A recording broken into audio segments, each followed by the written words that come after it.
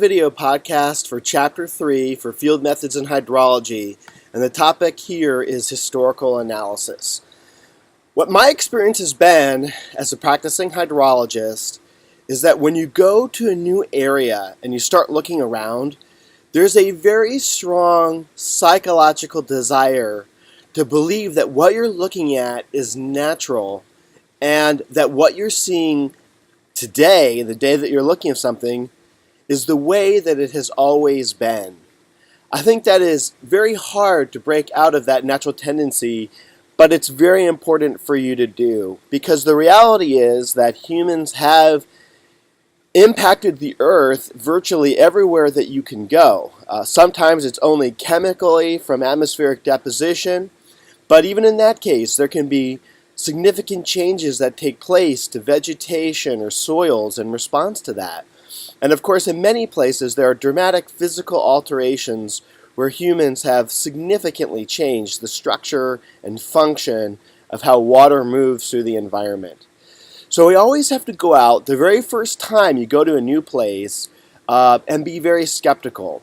And it helps to not only be prepared to do that when you go out in the field, but to take some steps before you even go out in the field and start trying to figure out whether a site that you're going to be doing work on is, disturbed, and how so, and when, how often. Really be prepared to monitor that system appropriately for the current condition it is in light of its history.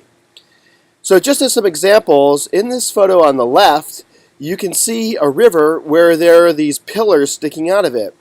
Those pillars are tree stumps. How can there be tree stumps in the bottom of the river? Well, there's only two ways. Either the river wasn't there when there were trees. Well, obviously that had to be the case, right? But either because the river moved, if the river was somewhere else and moved there, or the river was always in that location, but it dried out in the past. And in this case, you can see that this is a very well-constrained valley. There might be somewhat of a terrace here, but it doesn't look like there's much space on that side or the other side. So it's very unlikely that this river is meandered to this location. And so it's more likely we can interpret that this river was once dry in the past, which allowed trees to grow in the very bottom of this little valley. And what that tells us then is that there must have been a drought in the past, and it was long enough for large trees to grow.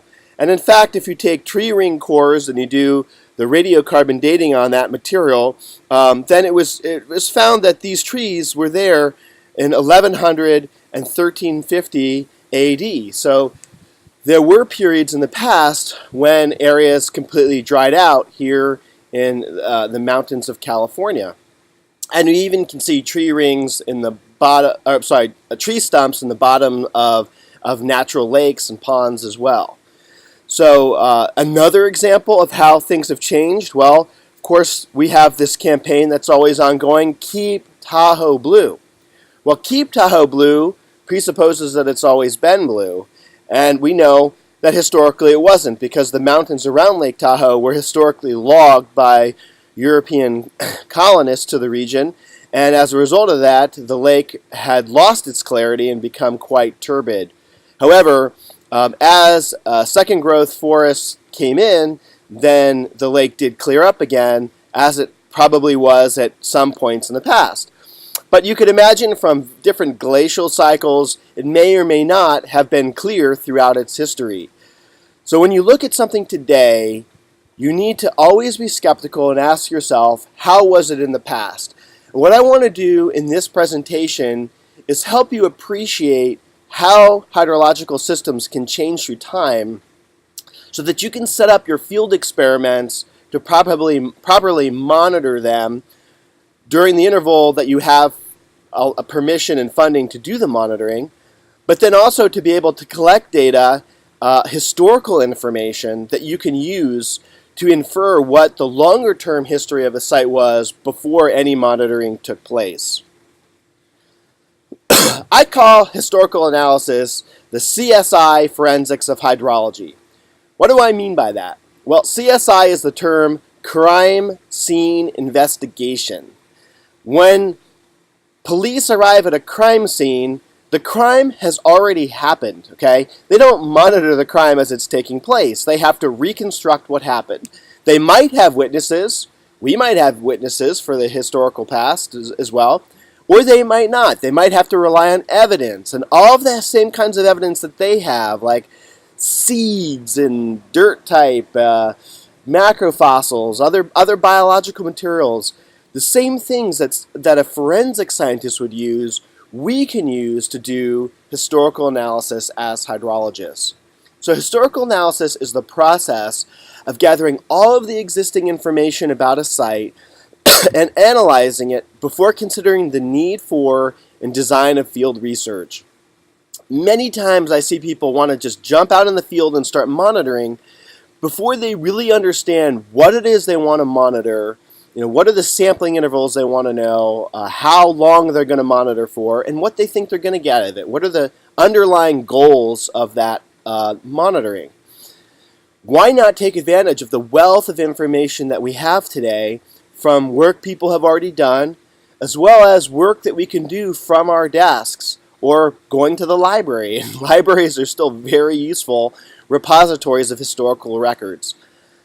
So some of the things as to why should we bother with historical analysis? The first one I've already mentioned. Things that appear one way now have been totally different in the past, and I showed 2 examples of that on the previous slide. Another thing that I've mentioned, monitoring only occurs over a relatively short time. A client isn't going to want to spend a lot of money to monitor for 10, 15 years. If someone wants to build a shopping mall, a new housing community, or they're an environmental group and they want to put a stop before some action takes place that they don't want, then monitoring has to be done briefly and quickly. So that is a real problem because hydrology is not something that you can just see in the blink of an eye. Hydrological functioning is often indicated over a long period of time because many different things that cause water to flow or be stored or transform with chemical reactions or temperature-induced phenomena, those all require time.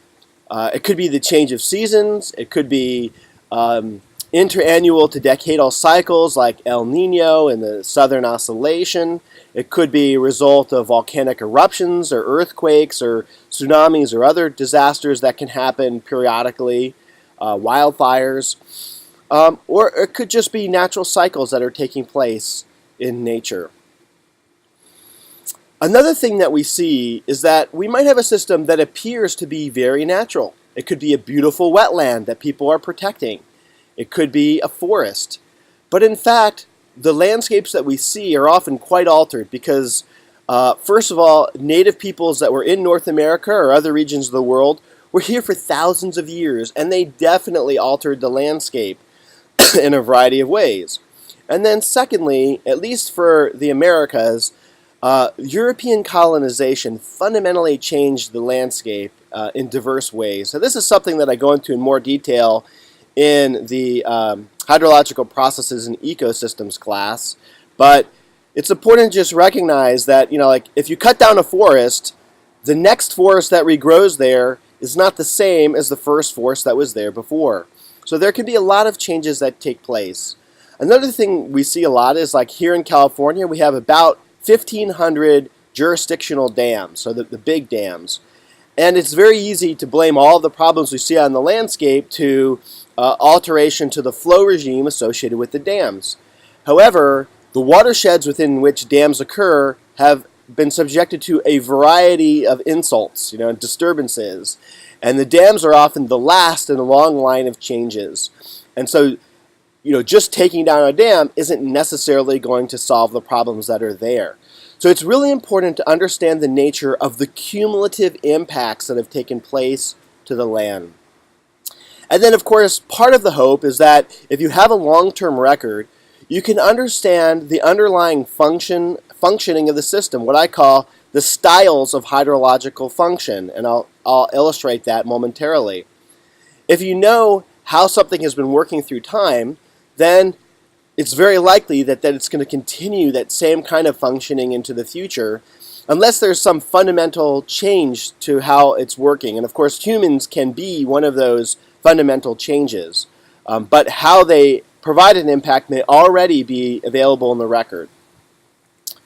Okay, so the majority of this presentation has to do with what I call styles of hydrologic function. Well, what's a style? I mean, I thought style had something to do with clothing. What am I talking about? Style is a characteristic pattern of behavior. Okay, just like a style of clothing is a characteristic, set of colors and textures and so forth. Well, for hydrology, a style could be a characteristic spatial pattern and time series of how something is representing itself when you look at it or when you monitor it. So there are some characteristic styles that if you're aware of, it helps you tremendously to design the experiments that you want to do. The simplest style that's out there is steady state. Steady state is illustrated by just having whatever the state variables are the system are, if they don't change. If it just stays constant, that is a steady state. For example, here are two plots where the x-axis isn't shown, but it's time.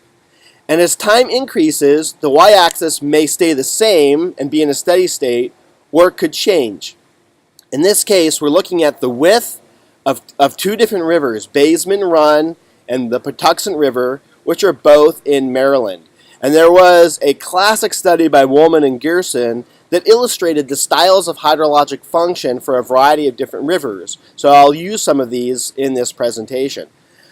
So what you can see is that over some unknown period of time, but generally decades of time, the width was basically constant or the same, or in the case of Patuxent River, it may have exhibited minor fluctuations.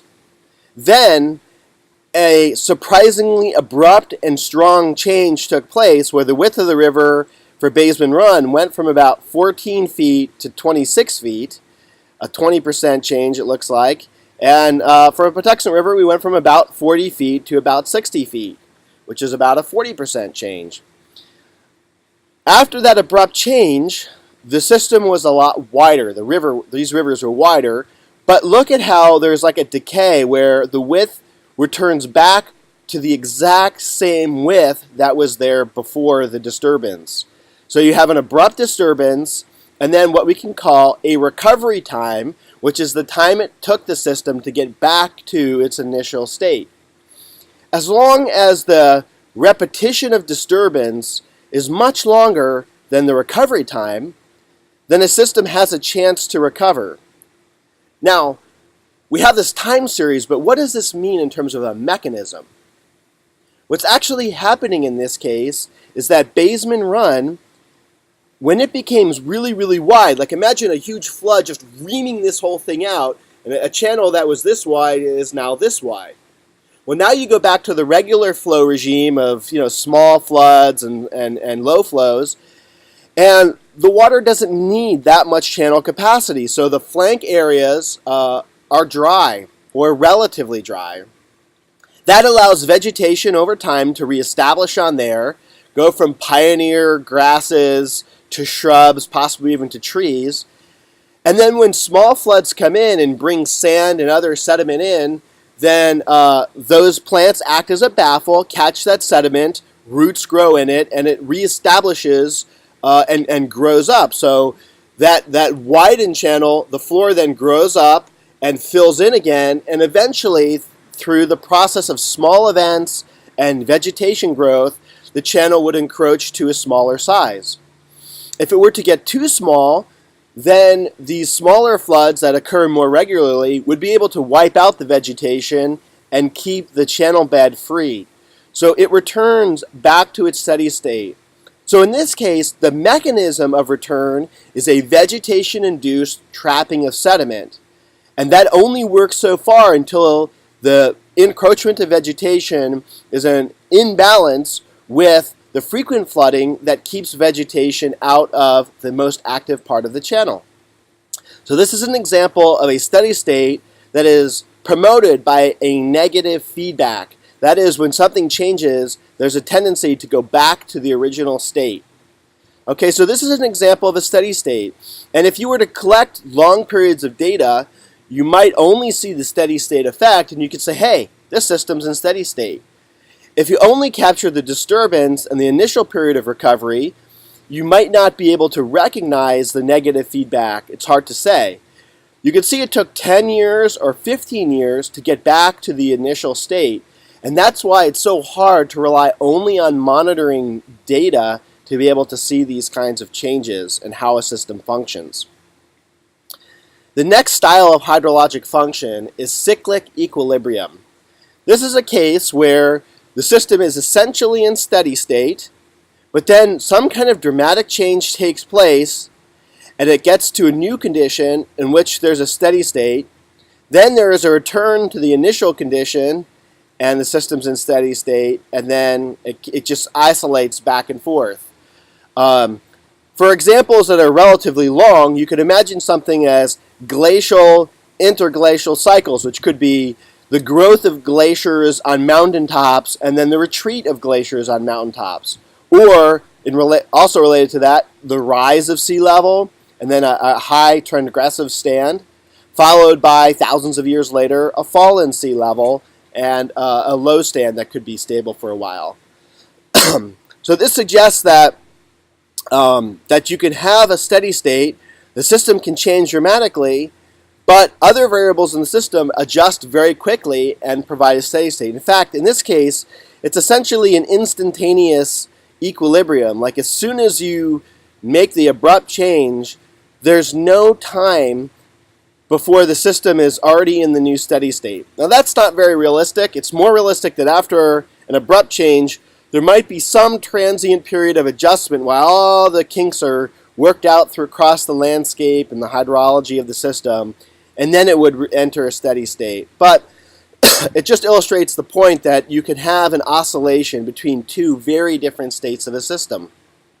The next style of hydrologic function is dynamic metastable equilibrium. This is similar to cyclic equilibrium, but instead of returning to the initial condition it was in, you have a steady state, a shift that's very abrupt, then a steady state, and then you shift again in the same direction that the first shift was. So you continue to move further and further away through time from the original state. In this case, the example is just any shift that's relatively abrupt compared to the duration of the steady state. And so it's not represented by a continuous change like a trend, but is more of like a step function. That could be as a result of a dramatic change in the rate of tectonic uplift. It could be as a result of climatic change, like a very large volcanic eruption that results in several years of winter, perennial winter. It could also be a result of abrupt sea level change or onset of glaciation or end of glaciation. It could be a result of an abrupt change in oceanic circulation that changes climate, or it could just be a single vast disturbance such as a forest fire that takes out a whole region. So those are examples of very abrupt changes, and you could imagine that you have a steady state, you get an abrupt change to the system, and then you get a new steady state that lasts for a while. Again, there could be some period of transience at the beginning while it adjusts, but then you get into a steady state. The reason why we call this metastable, it's because the system is wanting to trend down or change, up or down through time, but something is allowing stability to take place over a period of time. So far, the way I've described it is that the underlying forces driving change have stabilized, but that's not always the case. In fact, sometimes the system's response to a driving force can be one of stability, and that's why it's called metastable. For example, let's say we have a driving change of sea level going down. Okay, and let's say it's a constant rate, so not a step function, but the force is a constant rate. You could imagine that the hydrology of a wetland might actually be able to persist for some period of time.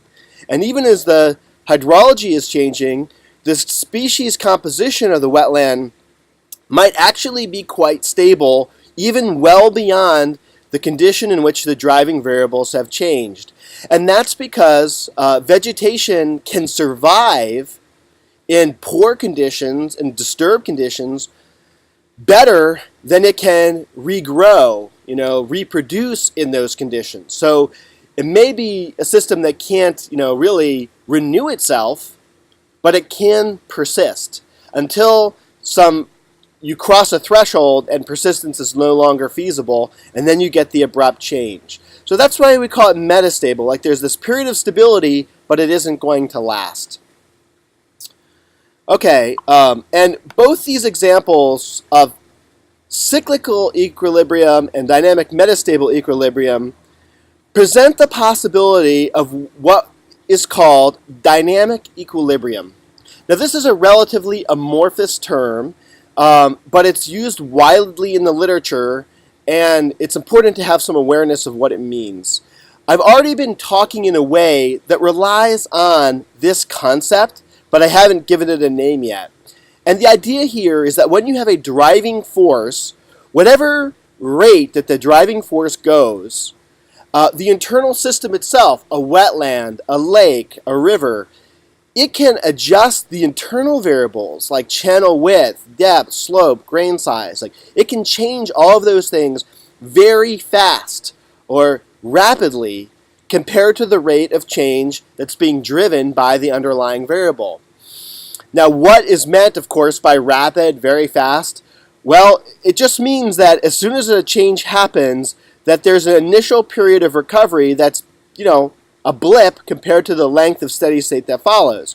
Of course, if we go back to our steady state example, here you might have had 70 years of steady state, 10 years of change and recovery, and then another 70 years or so of steady state again. So in this case, like something that's like 1/7, 10 years out of 70 years, 1/7, someone might consider that rapid. Or it might be, say, 1,000 years of adjustment over 100,000 years of relative steady state. So just dynamic equilibrium, it just tells you that the internal variables of the system, which are usually the water or the Earth's surface processes or the vegetation or other biotic responses, that they are fast compared to the fundamental processes of disturbance, which could be volcanoes, glacial cycles, massive forest fires, I suppose, other things like that, tectonic uplift changes. Okay, so now let's look at some examples of change that are not equilibrium changes. Okay, there's two examples of this. The first is an episodic disequilibrium. So here we are returning to the river width phenomenon where the x-axis here is time and the y-axis is river width. And now we're in a semi-arid climate. And so, in this case, there might have been no river present at all. And then a big flow comes and it carves a channel, and it goes from having like no channel there at all to having a channel that's, 600 feet wide. So a really big river. And then after that abrupt thing, instead of recovering back to the initial state, it just starts to widen, widen, widen, widen. Then we get another disturbance events, and it gets ridiculously wide. And then it actually starts to shrink, shrink, shrink, shrink, shrink, and then grow. And, basically it's just doing whatever it wants to do. Well, what does this time series mean? Like, what's the actual mechanism? One thing that can happen is if a disturbance happens that's so large, and especially if there's not a lot of vegetation around as a restorative negative feedback, like we had in the case of Baseman Run in the Patuxent River, what can happen is that the system is just destabilized by the disturbance. And now everything has been loosened, and banks are ready to collapse. The bed is all mixed and subjected to equal mobilization of different sizes. And so now every little disturbance that comes on a regular basis just sends it off in an unpredictable, unstable way. And then you get another disturbance. Now eventually it goes too far and some process can come into play. For example, if it gets so wide that now water is just spread like sheet wash, well, at some point a new channel is going to be focused somewhere a positive feedback of incision will occur, and somewhere a channel will take place, and the system will begin again. Either start from zero and a new channel would begin like this, or the channel as it exists could just shrink down. Maybe there is a point at which vegetation can really start to encroach. So there's a lot of different things that can drive one of these mechanisms. It begins by having generally a more arid condition, or a condition in which the disturbance has no antithesis. You know, there's no diabolical other side to the problem here to offset it. And finally, we could have a just straight out non-equilibrium. This is an example here where through time you see what looks like periodicities, and there may be, you know, short periods of say something happening once every 7 days or 20 days or every couple of years. But in fact, it's just sort of vacuous. This is ephemeral. And the system is just constantly changing. It's what we call non-stationary, just arbitrarily shifting around in different ways, and it never gets there. And of course, the way humans behave, we are often just constantly changing our minds about how we want a system to be, so we can often make a system highly unstable and never reach any kind of equilibrium. So even if there is a concept of dynamic equilibrium, as long as the driving variables are fluctuating a lot in an unpredictable way, then the system can't respond. And if disturbances are more frequent than the recovery time given that climate, then you will just see this constant change. So now imagine that you're wanting to do a field trip, or wanting to do field work. You've got a client who wants to pay you. What does all this theory have to do about that? I mean, this is a field methods class. I've now spent, 30, 35 minutes of your time lecturing about styles of whatever that doesn't seem to relate to field work. But it does relate, because wouldn't you set up monitoring very differently if you're in a non-equilibrium situation, episodic disequilibrium, metastable equilibrium, or cyclical equilibrium, or steady state? So if you have a disturbance, should you raise the alarms and spend millions of dollars fixing it? Well, if you're in a steady state, why bother? The system will fix itself if you have the patience to wait a little 10 years. On the other hand, if you're in a state where that disturbance is going to now trigger massive change and, falling apart of your landscape, wow, you better worry, and whatever it costs, you better get in there and do something about it. So the style of hydrologic function influences management directly, and it influences how you monitor. How important is it to see a disturbance? How much can you trust a year's worth of data? Can you see what are the patterns in the signal to decide if they are periodic or non-periodic fluctuations? These are the reasons why the style of hydrologic function matters. And note, I've only talked about temporal styles, but yes, there are spatial styles as well, and we'll be looking at different systems and understanding the spatial nature of the data, and we will be using that underlying structure to help design our spatial sampling schemes. But that's not for right now, because now we're talking about historical analysis, and from a historical context, it's the time series that matters. Okay, so there's 3 objectives for what you want to accomplish in a historical analysis. Let's just look at the main objectives. Understand the underlying problem. How can you measure something if you don't know what you're trying to find? Second, establish realistic goals. Okay, what are you trying to achieve? What is your client trying to achieve? And then finally, when you know the problem and you know the goals, then you can set up your experimental framework and measurement techniques to get to solve the problems at hand. So let's look at the details here. Understand the underlying problem. You have to get historical data records, historical maps, images, all kinds of stuff I'll show you in a few moments, in order to see the temporal trends that explain why you are where you are today. That helps you to set the appropriate temporal and spatial scales of the system. Someone may only be interested in their wet meadow, but what is the influence in the surrounding watershed in affecting that wet meadow? If you don't have data and understanding of how a client site fits within the watershed or regional context, then you're not going to be prepared to handle the disturbances that your project will face. And then finally, as always, look for the role and impacts of human activities versus natural occurrences. Nature has disturbances, no doubt about it, but usually they're punctuated changes that the internal system can then respond to. In contrast, human activities tend not to be punctuated because humans persist longer than the duration of a natural disturbance. An example of that is, paving a watershed. So if we take a watershed from 100% forest and we turn it to 80% urban, like my favorite Anacostia River watershed when I talk about urban hydrology, you have an 80% paved watershed. If humans all left and went away, in 50 years, maybe plants would break up that pavement. But as long as humans are there maintaining that infrastructure, then it is in a fundamentally different state and it's not going to recover. Establishing realistic goals. This is one of the main pet peeves that academic scientists have when they look at the profession of hydrology and allied disciplines. When people are out in the field, they have to respond to what the client wants. Clients are telling you what they want to do.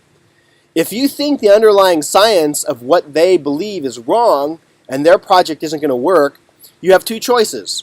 Of course, you can try to explain to them as best as you can why you think what their ideas are and their goals are not achievable. But then they may say, well, we don't agree with you. We don't care. Are you going to do the project or not? We'll just find somebody else to do the work. So then you have to decide, are you going to take the money and do the work, or are you going to just fold and go home? Well, you can't fold and go home all the time or you're not going to have any income. So you're going to have to do a lot of projects. And as a result of that, you have to find a way to make clear what are achievable goals within the budget and direction of what your client wants to achieve. And that's here, you have to set project goals that are achievable. Or if people want to gamble, like you say, well, there's a 20% chance this is all going to fall apart, a client is allowed to gamble if that's what they want to do. But as long as you've tried to inform them based on historical information and your monitoring data, then that's their choice to make. So knowing what happened in the past will also give you insights about whether the available resources are sufficient to carry out the work you need to answer the questions to address the problem. And then the last part of this, what you need to do is use the historical information to set up your study with the appropriate technologies, the trade-off between simple, fast, cheap versus complex, slow or covering vast areas and expensive, that kind of typical trade-off, the range resolution sort of trade-off.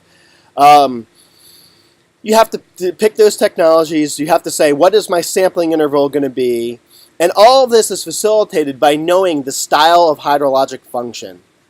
All of that benefits from having an appreciation of the historical context of the system.